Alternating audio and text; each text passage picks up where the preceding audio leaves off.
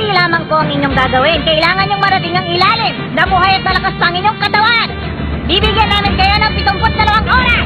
3 araw? 3 araw? Masyado naman matagal yun. Gaano kaya kahirap bumaba dito? Sigurado akong mas mahirap ito sa pangalawang pagsusulit, kaya kailangan nating mag-ingat.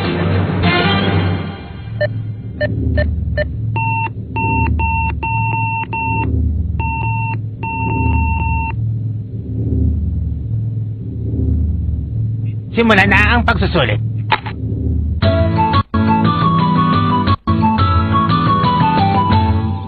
Anong gagawin natin? Wala man lamang bintana. Oo, mukhang puro pader lang yan. Kapag dito ka bumaba, para ka na rin nagpakamatay. Kung hindi ka professional. Pero, kung ikaw ay tulad kong rock climber, kahit pa ang toring ito ay kaya mong babain ng walang kahirap-hirap. Wow, ang galing oh! Ang bilis naman niyang bumaba! Ibang klase siya. Hindi ko yata kayang gawin yan. Ha? Ha? Tingnan niyo oh! Sa palagay ko ako ang pinakauna makakatapos sa pangatlong pagsusulit nito. Hmm? Huh?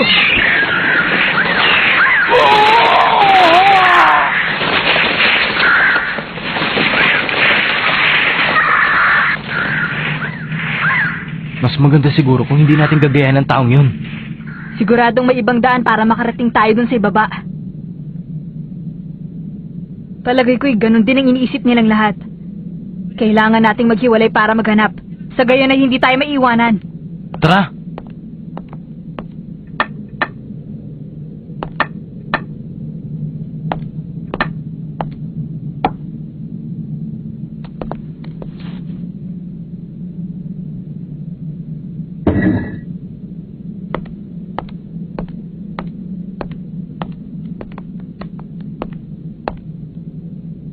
Parang kumonti ang tao. Ano? 5, 10, 15, 20. 23 tao? Paano nilang? Halos kalahati sa mga tao ay nakahanap na ng daan. Imposibleng isa lang ang dinaanan nilang lahat. Kaya sa palagay ko'y maraming sikretong madadaanan pababa sa toring ito. Kailangan mag-isip, talasan ng mga mata at huwag magpatulog-tulog para makababa sa tore. Yoyo! Kurati ka! Nakita mo ba? Ang galing mo talaga, Gon! Boss, may nakita akong 2 bata doon sa itaas. Nakita ko rin. Sumamba lang kaya? Hindi ganun kadali ang hunter exam para swertehin. Ayos! Bubuksan ko na! Naku po! Lagot! Automatic siyang sumasara.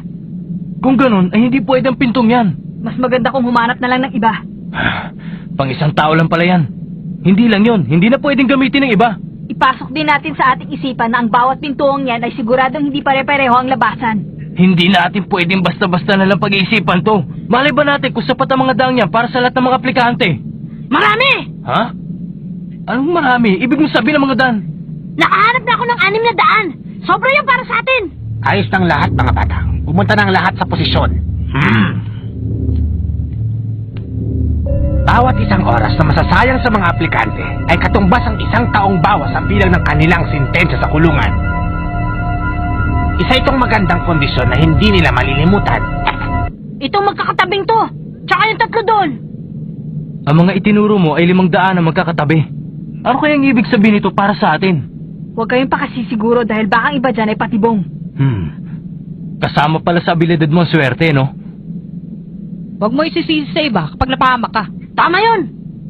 Magdesisyon na tayo kung saan tayo papasok. Malis! Alis! Ngayon mga kaibigan, sabay-sabay tayo ha!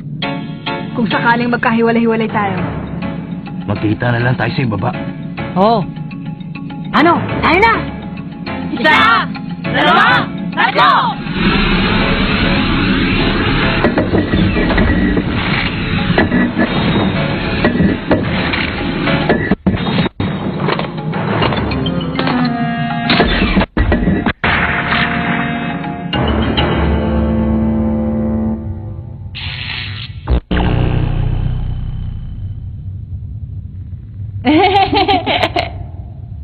Ang bilis naman ng paghiwalay natin.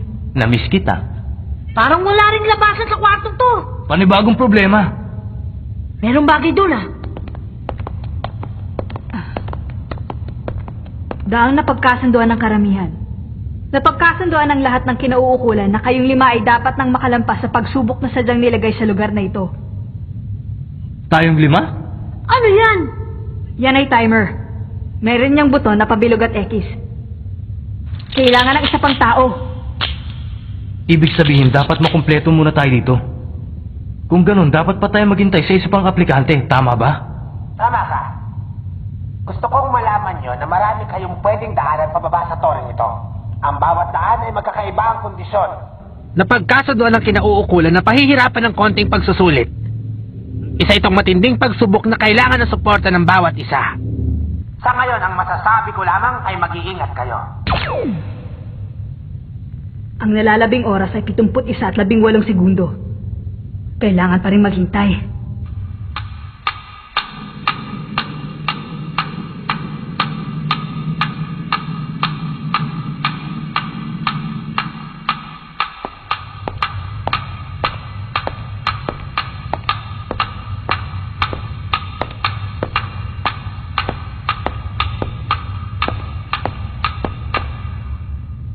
Dalawang oras na nakalipas. Nasisiguro ko sa inyo na yung iba pang mga aplikante ay nakahanap ng sarili nilang daan. At yung mga aplikanteng hinihintay natin na naiwan doon sa itaas ay sigurado yung mga bugok. Mukha yatang parating na isang bugok. Ha? Ah, ikaw? Ginong Tomba! Nandito na pala kayo lahat? Ayoko makasamang isang yan kahit na pagkasunduan pa ng kinaukulan. Ayos, bagay na bagay. Paano? Lumakad na tayo. Sa dinami-dami ng mga kasama, ito pa. Kala mo kung sinong pinuno. Ha? Iyan ang una nyong napil. Pindutin ang bilog na buton kung gusto nyong buksan at X naman kung hindi. Ang lahat ng ito ay inyong desisyon. Pagkatapos sasabihin mo makakapili pa kami?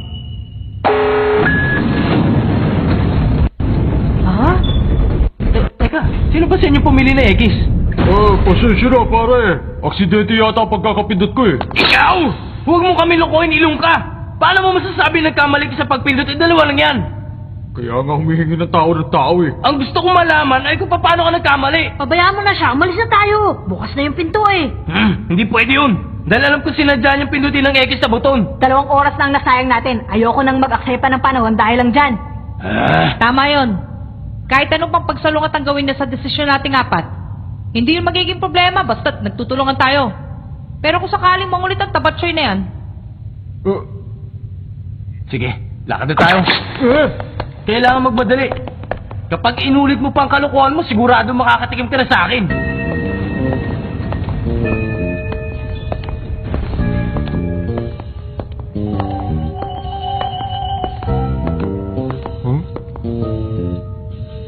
Eto na naman.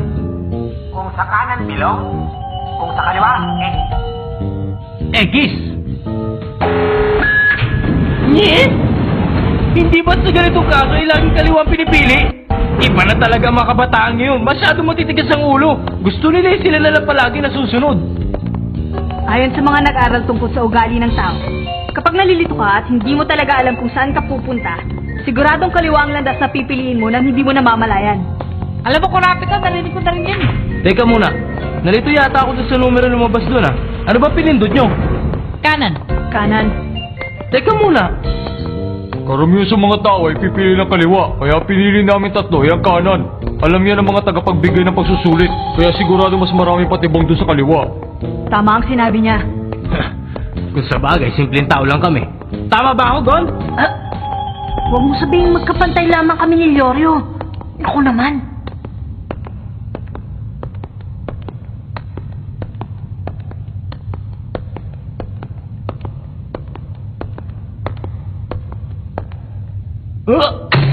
Anong lugar to?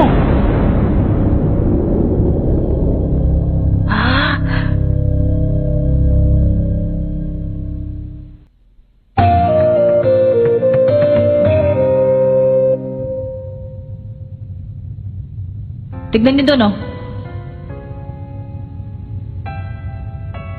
Nakarating na dito sa ibaba ang mga aplikante.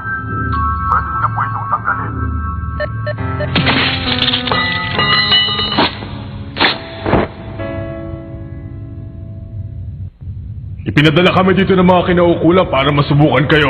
Patunayan nyo kung kayo nararapat. Wala kayong ibang dapat gawin kung hindi makipaglaban sa aming 5. Nakakatakot ang taong yan ah. Ito na nga ba sinasabi ko eh. Dapat sa kaliwa tayo. Kung sa kaliwa tayo dumaan, baka mas matindi pa dyan. Isa laban sa isang patakaran. Bawat pares ay isang laban lamang. Pumili kayo kung gusto nyong mauna. Paramihan ng panalo. Kung mananalo kayo 3 beses, maaari na kayong dumaan pababa. Lahat ay pwede nyong gawin sa labanang ito. Walang pantay na resulta. Kapag sumuko ang isang manlalaro, ay tsaka pa lamang masasabing nagwagi ang kanyang kalaban. Kailangan nyo magbotohan kung tatanggapin nyo ang larong ito. Kung oo, pindutin nyo na ang bilog. Kung hindi, yung X. Nandito na naman tayo sa botohan.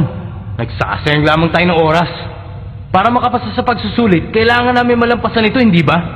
Kaya siguradong lahat ay pipindutin ng bilog. Pero na lamang kung may isang baliw na manggugulo na naman. Oh, hindi naman. Naiintindihan ko naman. Paano ba yan? Lahat kami sumangayon. Magaling. Sa aming grupo, ako ang unang makikipaglaban. Pumili naman kayo kung sino sa inyo. Anong gagawin natin? Sino mauna? Maayos na po ang lahat, bossing! 69 na oras na lamang. 3 taon ang nabawas sa sentensya para sa mga bilanggo. Kung ganon, panoorin na lang natin sila. O paano? Ako na mauna! Hindi, mas maganda kung ako nalanggon. Ha? Sa tingin ko'y pisikal na lakas ang kanyang ginagamit sa pakikipaglaban. Kung lalabanan mo siya ng lakas sa lakas, mahihirapan ka. Teka, sandali. Kung imposible para kay Gon, siguradong mahirapan ka rin. Pero kung gamit ko ang aking armas... Ang armas mo? Pag nabita mo yan, paano na? Sige, Leorio, ikaw na lang. Mukhang matigas yata muscle niya. Kung natatakot kayo, ako na lang. Kiluwa! Tapos na usapan. Oh, sandali. Ako na lang. Nagbibiro ka ba? Ang mga tabatsoy na katulad mo ay sigurado walang ibubuga laban sa kanya. Sa palagay ko, hindi ah.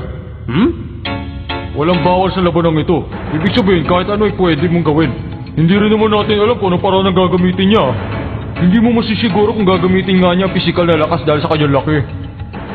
Kung kaya, hindi lakas ang pinaka-importanting elemento sa laban, kundi ang karanasan at katinuan ng pag-iisip ng isang manlalaro. Ako na lang ang mauna para makita niyo kung paano sila makikipaglaban. Patawarin niyo sana ako sa lahat ng aking kasalanan. Maraming salamat. Sabihin mo, paano kami magtitiwala sa'yo? Kaya nga, nagboboluntaryo na ako ngayon na mauna sa labanang ito. Alam ko namang hindi na may babalik ang tiwala niyo sa akin, di ba? Mabuti naman at nalaman mo yan. Makinig kayo. Sa hinaharap, maaaring dumating ang pagkakataon na magkapareho makakamit natin puntos. Ano sa palagay mo? Bibigyan mo pa ba ako ng isa pang pagkakataon para makalaban sa pinakamahalagang laro? Pagbigyan na natin siya. May mga punto yung mga salitang binitiwan niya eh. O ano ba?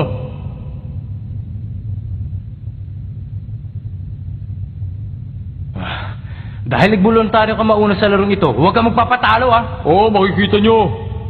Ako ang unang lalaban. Sige.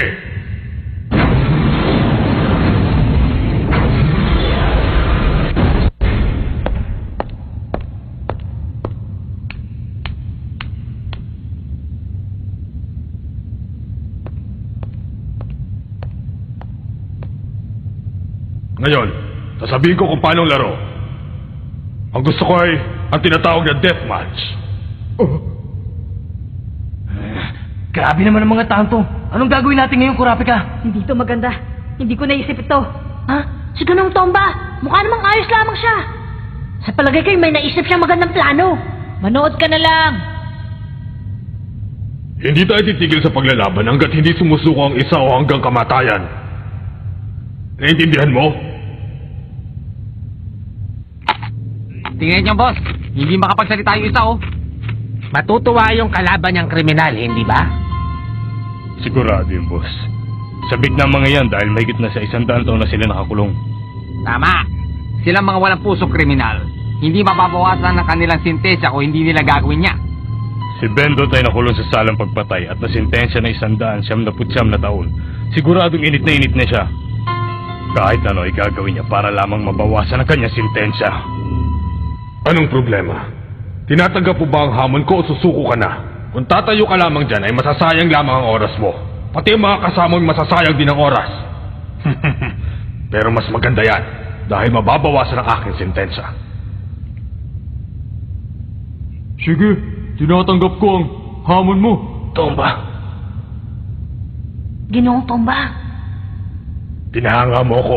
Tinanggap mo ang hamon. Ngayon, simulan na! Takbo na, Ginoong Tomba!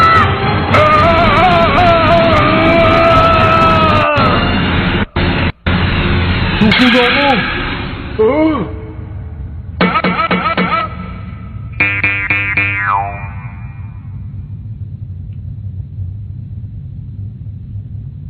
Ano? Sumusuko na daw siya? Totoo ba yun? pare-pareho lang tayo na narinig. Ha? Anong sinabi mo? Suko na ako. Hindi ako lalaban. Matatalo lang ako eh. Hello, nakita na atake ka doon. Nakakatawa talaga. Ano pang asahan mo? Ang pinakamagaling na manlalaro ay sumuko na. Pasensya na ah. Ano ka ba? Nakakaya ka? Pinatunayan mo na kung ano ka talaga. Isa kang walang silbing tao na alam lang gawin ay mamerwisyo ng kanyang kapwa. 2 panalo na lang para sa amin. Talo ng inyong grupo. Hindi kayo makakaalis sa lugar na to. Magtatagal kayo dito hanggang sa maubos ang inyong oras. Sa 4 na natitirang laban ay kailangan nating may panalo ang 3. Ang laki ng tinulong mo, Tabachoy.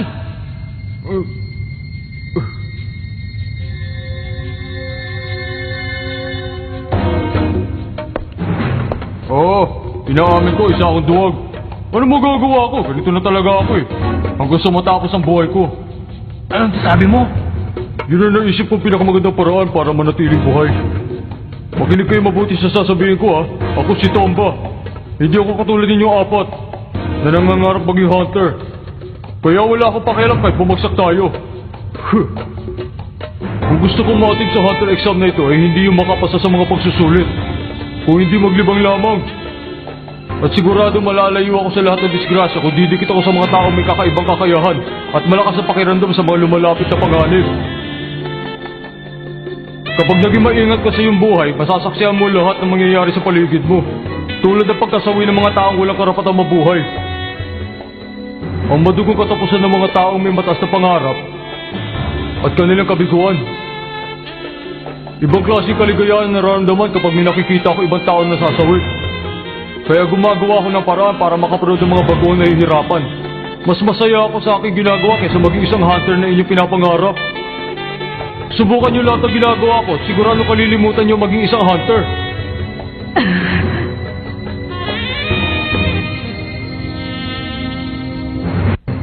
Masaya ang hunter exam na naganap ngayong taon. Ito na siguro ang tamang oras para umayaw ako. Sa mga 3 bahagi ng huling pagsusulit ay lalo mababawasan ang bilang ng mga aplikante. Pero sumasaya, hindi ba? Sa kabilang dako, pahirap ng pahirap ang mga pagsubok na haharapin nyo. Ako, wala akong pakialam kung pumasa ako o hindi. Kung lahat ng problema nga harapin nyo ang 4 ay pagtutulungan nyo, baka magtagumpay pa kayo. Hindi naman masyadong mahirap, hindi ba? Naiinis na ako. Ikaw talaga. Huwag mong kalilimutan to. Kakalad ka rin kita hanggang doon sa ibaba. At doon ko ipapakita sa'yo kung gaano ka kasama. Alam mo, ang tingin ko sa'yo parang ipis. Paborito ko palang paglaro ng mga ipis. Teka! Kapag ginawa mo yan, hindi ka rin makakapasa. Wala akong pakialam. Tama yun! Alam ko na! Yung sinabi ni Ginoong Tomba.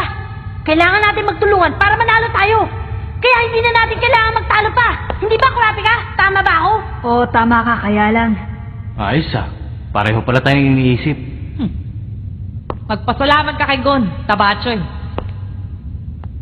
Oras na para sa pangalawang laban. Sedokan, ikaw naman. Hepe, ang lock.